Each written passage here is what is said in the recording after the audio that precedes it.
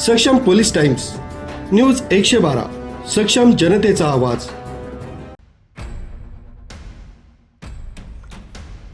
नाशिकच्या जेलोड परिसरातील कॅनल रोडची अवस्था अत्यंत दयनीय झाली।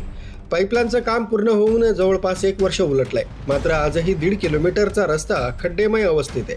त्यामुळे वाहन चालकांसह नागरिकांना मोठा त्रास सहन करावा लागतोय। प्रशासनाविरोधात तीव्र संताप व्यक्त केला जातोय। जेलरोड उपनगरातील कॅनल रोड पाईपलाईनच्या कामानंतर रस्त्याची योग्य दुरुस्ती करण्यात आली नाहीये। परिणामी संपूर्ण रस्त्यावर मोठमोठे खड्डे पडले असून वाहन चालवणंही धोकादायक बनलंय। 1.5 किलोमीटरपर्यंत रस्त्यांवर खड्ड्यांचं साम्राज्य निर्माण झालंय।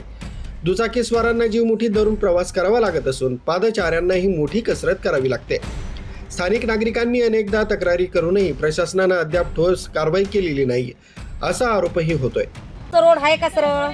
पाईपलाईन केली तेव्हापासून तिथं आजपर्यंत आलं अर्ध रोड, आणि इकडे आहे का आम्हाला? एक तर नगरपालिकेची गटर लाईन नाही, त्या बाजूला नाही ह्या बाजूला नाही।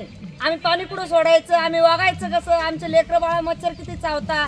मागच्या वर्षी आले असे चोड्या काढले आणि गेले निघून। काय केलं आमच्यासाठी त्यांनी? खड्डे करून गेले, पाईपलाईन केली आणि त्यांचं काम झालं। आमचं काय राहिलं? काहीच नाही ना। टाकायचं ते आळे आमच्या दारात येतात ना। कोण म्हणतात ते खड्डे पाणी साचलेलं पावसाचं पाणी कुठं जाईल? मग चेंबूर तरी पाहिजे, आणि तिथून गाड्या येतात आमच्या दारासमोर पडतात। आमचे लेकरं बाळा बाहेरच राहतात। एखादा गंभीर अपघात किंवा जीवितहानी झाल्यानंतरच प्रशासन जागा होणार का, असा संतप्त सवाल नागरिकांनी उपस्थित केलाय।